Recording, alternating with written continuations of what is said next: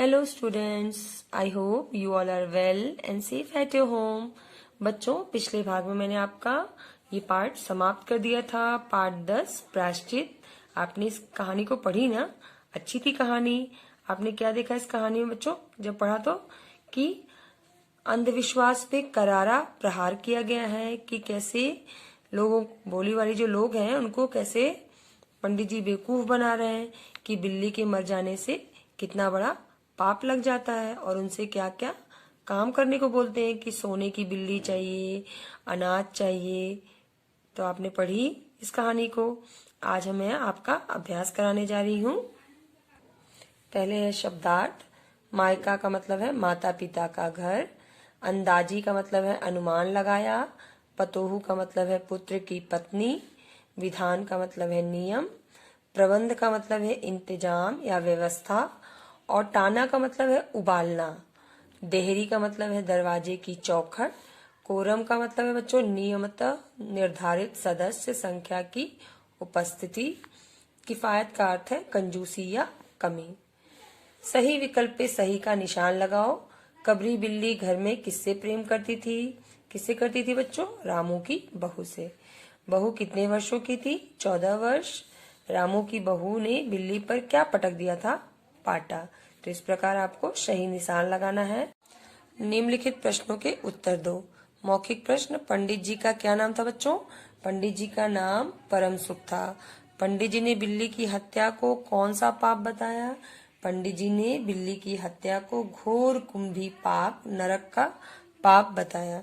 पंडित जी के अकेले भोजन करने से कितने ब्राह्मणों को भोजन कराने का फल मिलेगा?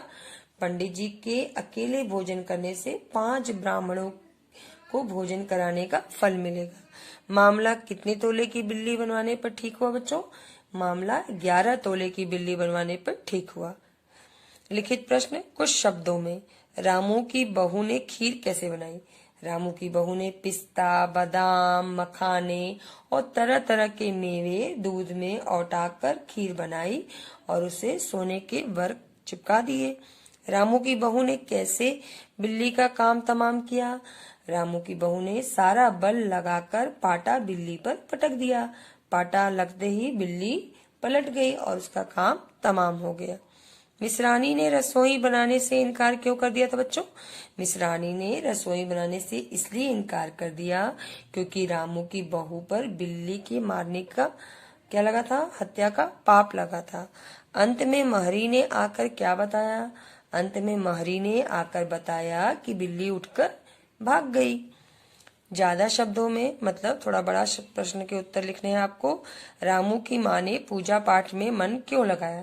रामू की माँ ने पूजा पाठ में मन इसलिए लगाया क्योंकि वह घर का सारा काम काज रामू की बहू को संभालने के लिए दे दिया था और रामू की माँ ने परिवार के प्रति अपने उत्तरदायित्व पूरे कर लिए थे बच्चों।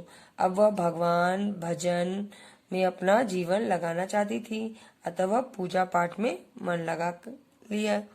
पंडित परम सुख ने पंडिताइन से क्या कहा? पंडित परम सुख ने पंडिताइन से कहा कि भोजन मत बनाना। लाला घासीराम की पतोहू ने बिल्ली को मार दिया है और वहाँ क्या मिलने वाला है बच्चों? प्रायश्चित होगा और पकवानों पर हाथ लगेगा। पंडित जी ने प्रायश्चित का क्या उपाय बताया? पंडित जी ने प्रायश्चित का यह उपाय बताया कि एक सोने की बिल्ली बनवाकर बहू से दान करवा दिया जाए और 21 दिनों तक पूजा पाठ करवाई जाए। सुबह शाम 5-5 पंडितों को भोजन भी कराया जाए। पंडित जी ने पूजा का क्या सामान बताया? पंडित जी ने पूजा के सामान के बारे में बताया कि दान के लिए 10 मन गेहूं, 1 मन चावल, 1 मन दाल, मन भर तिल, 5 मन जौ, 5 मन चना, 4 पसेरी घी और मन भर नमक भी लगेगा। इतने सामान पंडित जी ने बताया। हमें अंधविश्वास क्यों नहीं करना चाहिए बच्चों? हमें अंधविश्वास इसलिए नहीं करना चाहिए क्योंकि कुछ चालाक लोग अंधविश्वास के माध्यम से भोले भाले लोगों को बहला फुसलाकर अपना उल्लू सीधा करते हैं। हमें उनसे बचकर रहना चाहिए और हमें अंधविश्वास पर, जो अंधविश्वास है उस पर हमें विश्वास नहीं करना चाहिए। हमें अंधविश्वास भी हमारे विवेक पर पर्दा डाल देता है बच्चों, इसलिए हमें कभी भी अंधविश्वास नहीं करना चाहिए कि इसके होने से ये काम होगा। ठीक है। पाठ के आधार पर इनके चरित्र के 3 विशेषताएं लिखो। पहले रामू की बहू, वह पहली बार ससुराल आई थी, वह 14 वर्ष की बालिका थी, वह पति की प्यारी और सास की दुलारी थी। सास कैसी थी बच्चों? वह पूजा पाठ करने वाली थी, वह धर्म भीरू महिला थी, वह सबका भला चाहती थी। पंडित जी कैसे थे? वह चतुर चालाक थे, वह अधिक भोजन करने के लिए प्रसिद्ध थे, वह धर्म कर्म कांडों के नाम पर लोगों को ठगने वाले थे। ठीक है, तो इस प्रकार आपको लिखना है। सही शब्द युग्म चुनकर लगाओ। जैसे यहाँ पे शब्द लिखा है पूजा फूल, पूजा पाठ, पूजा इच्छा, तो पूजा पाठ पे सही का निशान। दूध मेवा घी रोटी, घी दूध, घी दूध पे छोटा बड़ा, छोटा रास्ता, छोटा सुंदर, छोटा बड़ा। पोथी पंडित, पोथी पृष्ठ, पोथी पत्रा, पोथी पत्रा पे आप सही का निशान लगाइए। पाठ में से संज्ञा, सर्वनाम, विशेषण व क्रिया शब्द छाट कर लिखो। बच्चों ये आपका गृह कार्य है, आप इसे स्वयं कीजिए। उद्धरण चिन्ह 2 प्रकार के होते हैं। कितने प्रकार के होते हैं बच्चों? 2। एक इकहरा उद्धरण चिन्ह होता है, देखिए एक एक लगता है, और एक दोहरा उद्धरण चिन्ह 2-2 लगते हैं। अब देखिए, किसी के उपनाम, कविता, पुस्तक के नाम, उपाधि, अन्य भाषा के शब्द तथा किसी मुख्य शब्द विशेष रूप को दर्शाने के लिए इनका प्रयोग होता है। जैसे सूर्यकांत त्रिपाठी निराला की रचना। अब ये क्या है? विशेष शब्द के लिए यहाँ इकहरण चिन्ह का प्रयोग किया गया है। उपनाम, कविता या पुस्तक के नाम के लिए इन इकहरा उदाहरण चिन्ह का प्रयोग किया जाता है। दोहरा उदाहरण चिन्ह बच्चों, किसी व्यक्ति के कथन को मूल रूप से दर्शाने के लिए दोहरे उदाहरण चिन्ह का प्रयोग किया जाता है। जैसे सास बोली बहू यह क्या कर डाला, इस प्रकार देखिए दोहरा उदाहरण चिन्ह का प्रयोग किया जाता है।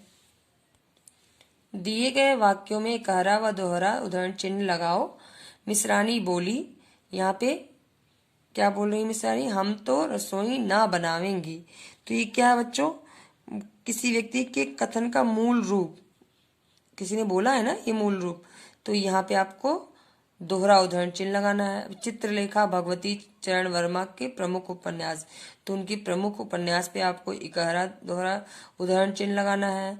रामू की माँ ने कहा, अब रामू की माँ बोल रही हैं, पंडित जी इसलिए तो आपको बुलवाया है, तो यहाँ दोहरा उदाहरण चिन्ह लगाना है। अरे बाप रे इतना सामान, ये भी ये वाक्य है, तो यहाँ पे भी दोहरा उदाहरण चिन्ह लगाना है। प्रायश्चित कहानी भारतीय समाज में फैले अंधविश्वास को दिखाती है, तो यहाँ पे इकहरा चिन्ह लगाना है। ठीक है। लिंग बदलो। पंडित का पंडिताइन, पति का पत्नी, नौकर का नौकरानी, माँ का पापा, बिल्ली का बिलाव, स्त्री का पुरुष, बालिका का बालक, सास का ससुर। तो इस प्रकार आपको अभ्यास अपना पूरा करना है और इसे याद भी करना है।